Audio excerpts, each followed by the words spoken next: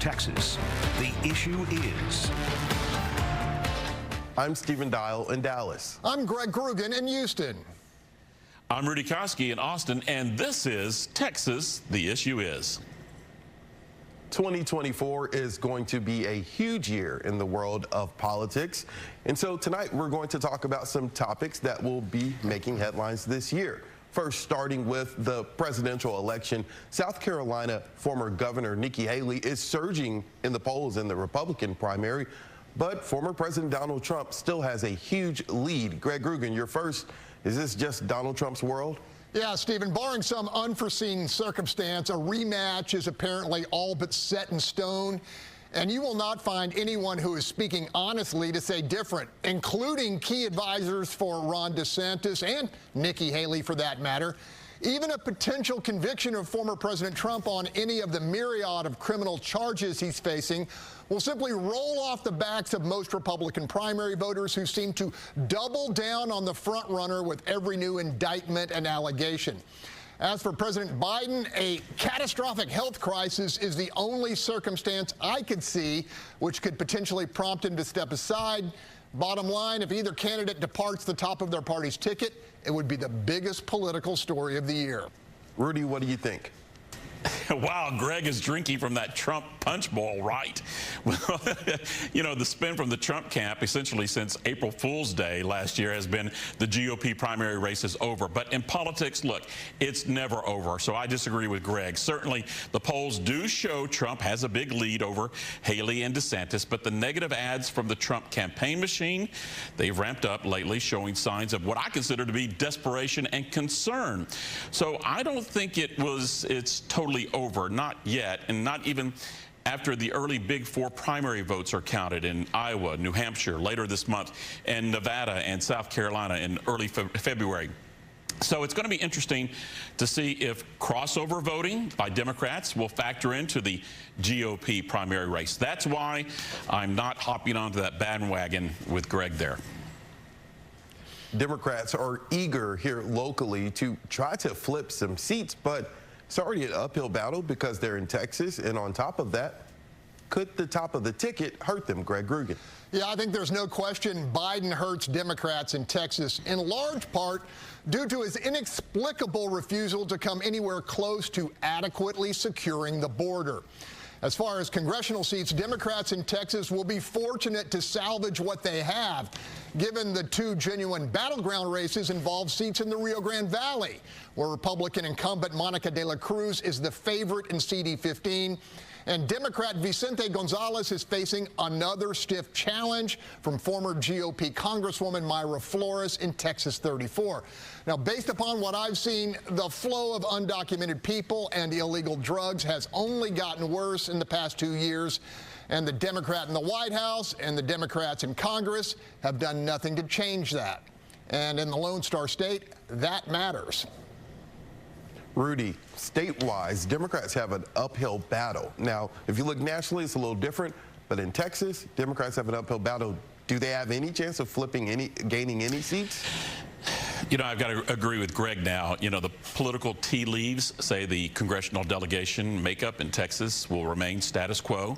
Now, with that said, I've always questioned conventional wisdom, especially in such a very strange year of political extremism with the Democrats and Republican parties both going hard left, hard right. So, like Greg said, keep an eye on South Texas. The GOP has been investing a lot of time there, and with the recent migrant surges that Greg mentioned, the Democrats in South Texas, they're certainly feeling a lot of pressure and a lot of pushback from voters. So I'm also curious about how Sheila Jackson Lee will bounce back from her big loss in the Houston mayor race. Jackson Lee took some hard hits in that race with Whitmire, got some strong support from moderates, Whitmire did, and conservatives. Now, Jackson Lee has some young progressive challengers that she's got to deal with. The other congressional primary races to watch, maybe up North Texas where you are, Stephen. We'll have to see how extreme things go with the seats being vacated by Republicans Granger and Burgess. The seats currently held by Democrat Colin Allred. That's also up for grabs since he has decided to run for Senate, try to get that nomination to go against Ted Cruz. By November, it looks like Texas will provide the national GOP its red chair quota. But in D.C., on Capitol Hill, a Republican House majority, that may not be a lockdown bet just yet. All right, we are not done yet. The Fox Texas Trio will be right back after this break. The Fox Texas Trio is back to discuss what we're looking ahead for in 2024. Governor Abbott did not get his way when it came to school vouchers, and now he's dead set on taking down Republicans who opposed him in the primary. Most recently, he called out North Texas State Representative Justin Holland, saying that he's becoming less Republican. Rudy Koski, do you think this plan will work for the governor? Well, to pull from a classic movie, what we have here is a failure to communicate. And also what it is an ugly family feud. You know, you got Abbott going after those who didn't buy into his school choice idea, which was really just a big, pricey private school scholarship giveaway. Really wasn't school choice. Come on. Then you got all the Paxton defenders going after all those who voted to impeach the Attorney General. You know, it's hard to forget, though, that the House fight and the sham Senate show trial, and it's also hard to forget that this all happened because of Paxton's failed attempt to get taxpayers to pay off his staffers who blew the whistle on his adultery and political favoritism to a donor. So you got all those hot button issues, plus a scandal involving party leaders and a Nazi sympathizer. Wow, what a mess. Yeah, big mess. And Texas Democrats hoping somehow the Republican cannibalism will provide them with some votes in some key races, right? Greg Grugan, do you think Governor Abbott will have the last laugh in 2025 when his guys, men or women, are sworn in to support school vouchers? All right, Stephen, according to folks I've talked to, he's got a solid chance. Now, consider this. The governor needs to flip about a dozen House votes to push through school choice, and he's already halfway there because at least 6 rural Republicans who voted against his plan are retiring.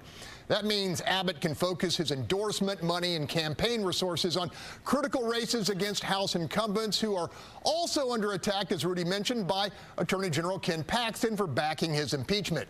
As I've said before, when it comes to the hardcore Republican base, voting to oust the Attorney General and against vouchers was a slam dunk path to being branded a rhino. And in a GOP primary, that label is tough to overcome. Rudy Koski, what are you looking forward to most in 2024? Yeah, a couple of things, and Greg mentioned it, the rhino thing. Wow, so many, people are being labeled with that were hardcore Republicans and now being called rhinos. It'd be interesting to see, will that label actually stick to anybody? Be watching that. I'll also be watching and waiting to see if the Democrats will be able to use the abortion issue to motivate their base, their supporters to the polls. That could be the gasoline on the Republican infighting fire that burns the GOP in November. Greg Grugan, what's making headlines this year?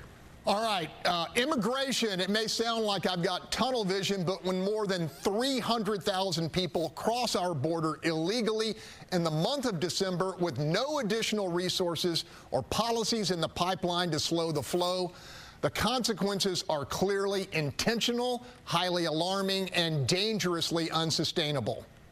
All right, one-word answer, guys. Rudy Koski, will the border be a defining issue for Republicans in 2024? Yes or no? No, it's the economy. It's the economy. The economy. Greg Grugan, what do you think? Borders a winner. Borders a winner. All right, and on the other side, Democrats. Will abortion be a defining issue for Democrats? Rudy? Oh yeah. That's the big A, the scarlet letter. Yep, abortion. Don't disagree. Don't disagree, Stephen. All right. Well, there's a lot that we're going to be discussing in this year. That's an election year, seeing if the Abbott candidates will win their primaries. A lot to discuss. To see this episode or any of our past ones, you can go to our station's YouTube channels. And keep the conversation going by hitting us up on social media. Yeah, as Stephen said, there will be many issues to discuss in 2024. Join us next week, and remember to let us know what you think the issue is.